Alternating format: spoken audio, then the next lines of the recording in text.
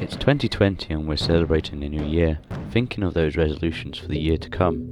However, on the other side of the world, the news isn't so great. There's a new outbreak of an unknown virus in China. In the city of Wuhan, those who are becoming ill seem to have a link to a local fish market. People are becoming seriously ill, and cases continue to rise and spread. The World Health Organization then announces that this is a new coronavirus.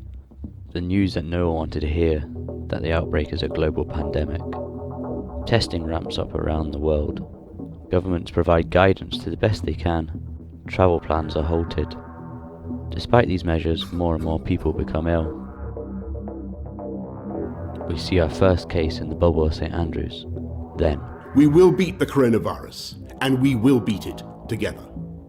And therefore, I urge you, at this moment of national emergency, to stay at home, protect our NHS, and save lives. Thank you.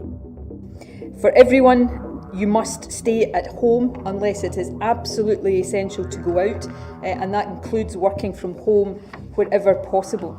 Life should not feel normal for you right now, so if it is, then you are not doing the right things, and I want to ask you today to please put that right.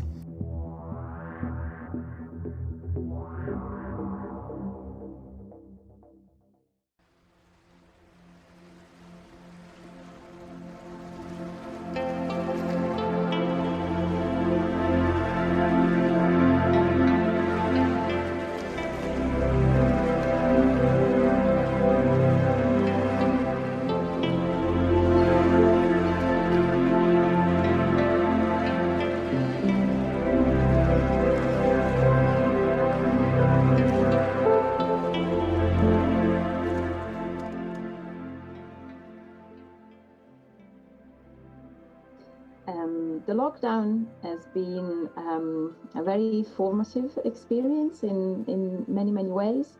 I have two young children, primary age, and when the lockdown started, I was actually abroad with a research fellowship. So we were separated, and the initial situation was logistically quite complicated. Also, I'm Italian, so I have family in Italy. And when the pandemic started to spread, of course, there was great anxiety about my family being safe and well. We had to make a lot of adjustments, I suppose, like everybody. And thinking back, I think the most positive aspect of lockdown being all together, the four of us in the house, trying to help each other to stay focused and positive, was precisely being together. I realized it was a very unique opportunity to get much closer to my partner, my children, to have the chance to spend a lot of time together and do things that we normally, with a busy life, never have a chance to do. Beyond the normal lockdown sort of new pastimes like baking or going for long walks, we started to play also in a different way. There was no longer a time scale that we had to abide by. You know, we can't do this because it will take too long. We had all the time in the world, and that was incredible. That was so rewarding to be able to spend time together with no limit. Of course, the lack of limit also meant the lack of structure, and that was one of the hardest things. Trying to not get carried away by this continuous, uninterrupted flow. Of course, both my husband and I carried on working full time, and this flow wasn't really very helpful in staying focused. The kind of sort of really the other negative aspect that I can remember very vividly was frustration. I think both my partner and I were very frustrated at the fact that we were trying really hard to do the best we could with our work, with the homeschooling, trying to stay positive, trying to motivate each other and our children. And there were times where a lot of things would get in the way, and it was very hard to kind of sort of fight the anxiety, the stress, the bad mood, to try to be there for everybody and carrying on being positive and motivating everybody else. So yes, definitely big positives, but also big negatives. So very strong memories, though, either way.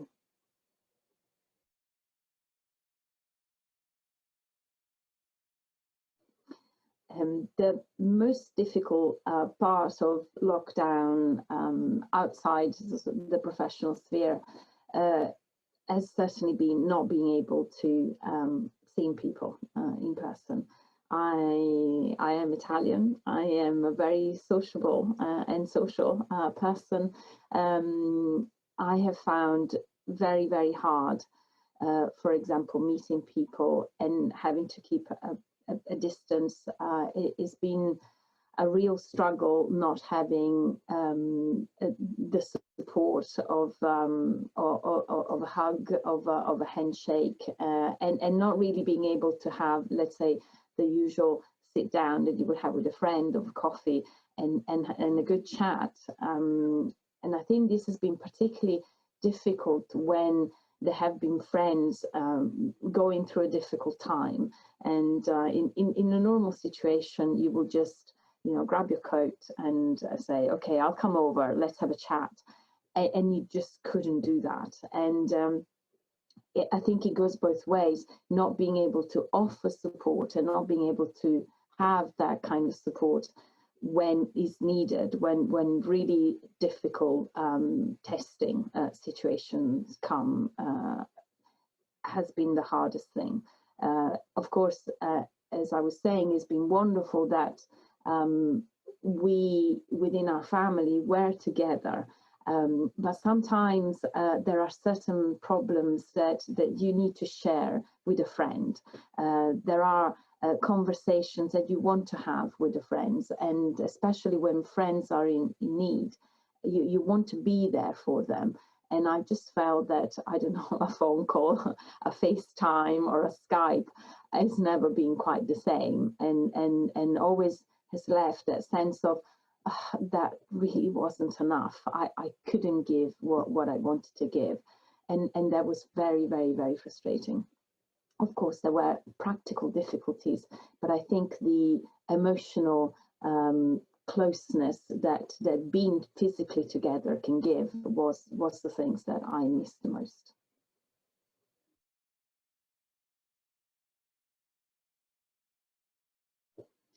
Well, I think perhaps other people may have mentioned that one of the best things that we were able to understand during the lockdown is that our lives used to be incredibly busy and incredibly rushed. And the pace that we were self-inflicting on our lives wasn't really that necessary. And, being together without that framework, that sort of challenging testing framework at times, has just showed us that we really didn't need to run that much and to be in so many different places all the time. Because doing that was kind of sort of taking away some of the time that we could just spend together instead. And so we have realized that it was much better for ourselves individually and for us also together as a family to start prioritize certain things. I sometimes it comes very, very natural, and I think people think it's very logical to say, no, we won't do that because, we will get very tired. And but we have always been very enthusiastic people, and, we love the sport, we love being out, we love do things and, learning new things. And so there was always every time a chance would come around to try something this one, we would go, oh, yes, let's try this, let's do that. And now we are a bit more wary of kind of sort of bringing in things that that can make us, too tired, too stressed. That there are an unnecessary complication to our lives. So we like simpler things and a simpler pace. But that doesn't mean necessarily that we've stopped trying new things. It just means that we're a little bit more selective in what we decide to give our time to. And I think that's a great positive.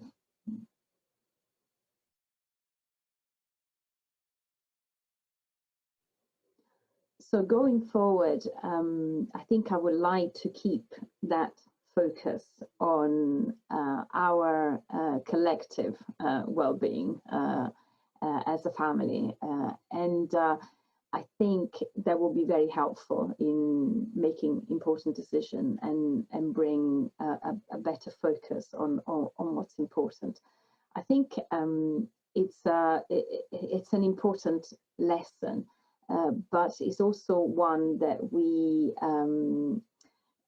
would like to treasure as a kind of sort of outcome of a very strange time, of a very sort of challenging, difficult time. I think at the same time we also understand that there are certain things that seem very important, and in the big scheme of things are not. And I mean, for example, I've always tended to travel a lot, mostly to see my family. And now I understand that that is not always possible, and I have to accept that. But at the same time, is still something that I feel I want to do, but I am now a lot more sensible about when it is necessary and when it is not. And I also reflect a lot more about when it is necessary to take my family with me, and when it is not, when it is a disruption and when it is a treat. And these are all things that we obviously considered before. But I think it will be quite easy to get distracted when eventually things return to a more normal pace. It will be easy to get, again, eager to do everything as before. And that's my fear, that we will forget that certain things are more important than others, and we should consider and reflect before rushing into wanting to do everything and take every opportunity to go away and to travel. So that's my lesson. I hope I will treasure and I continue to remember what I've learned.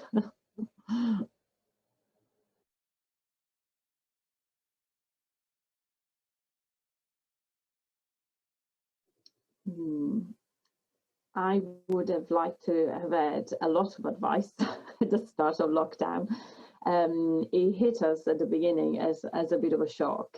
There was this, having to come home quickly, trying to sort a lot of practical things out, and that didn't really give me personally the time to reflect or really understand what was going on.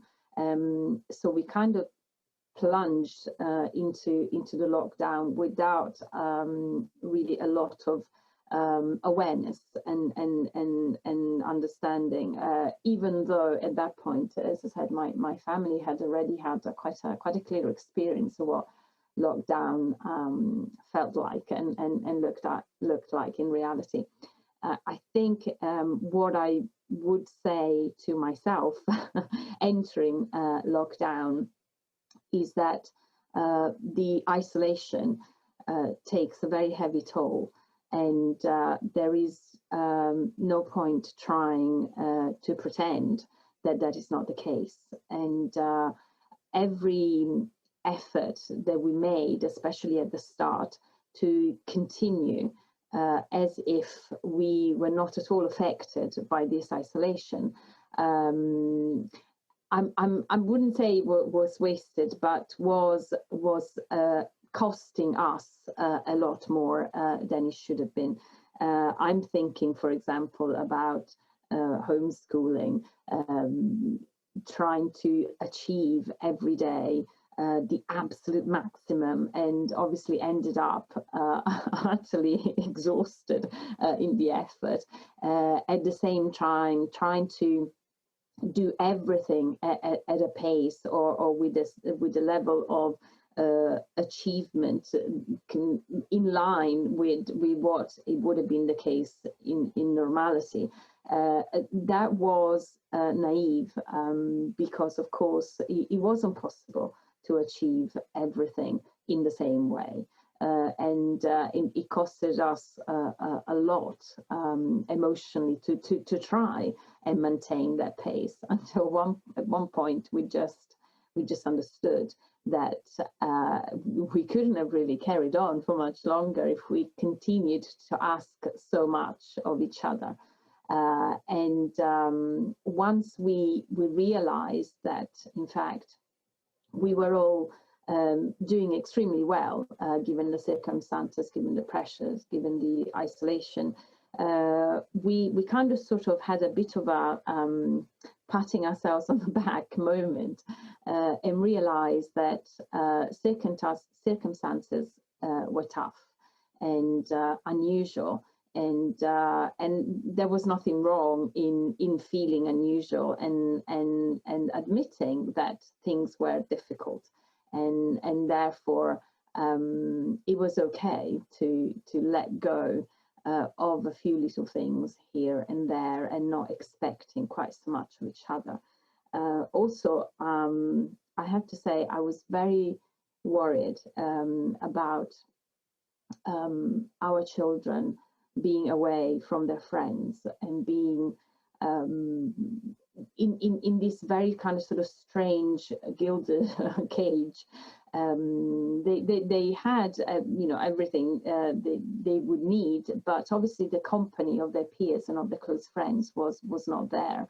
And again, we tried to Skype, to FaceTime, to use all the tools that we had at our disposal to keep in touch with their close friends, but obviously it wasn't the same, as it wasn't the same for me, it wasn't the same for them either. And I think I was amazed, absolutely amazed, by how they were able to give each other and to give us emotionally, even in such a situation. They were incredibly tranquil and serene, and kind of accepting that this was just a difficult time that we had to overcome together. And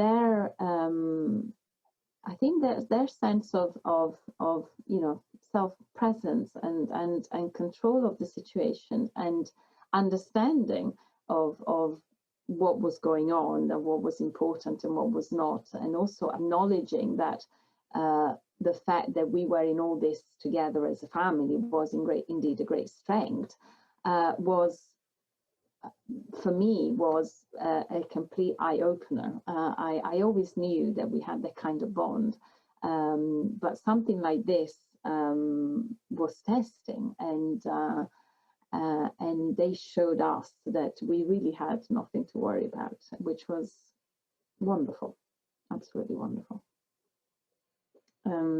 What I would add as a final thought is that I think we have all collectively learned a lot from this experience. It's not an experience that I would necessarily like to repeat, but at least I know that if we have to, we can come out on the other side. And I think it is very important to reflect on how much this situation has asked us to sacrifice, us all, not me personally. I know that obviously there are a lot of people who sacrificed a lot more, and how important it is, therefore, to make sure that we do all we can to not to make that sacrifice pointless, and to make sure that we do all we can to limit the sacrifices that we all collectively will have to do in the future in similar situations.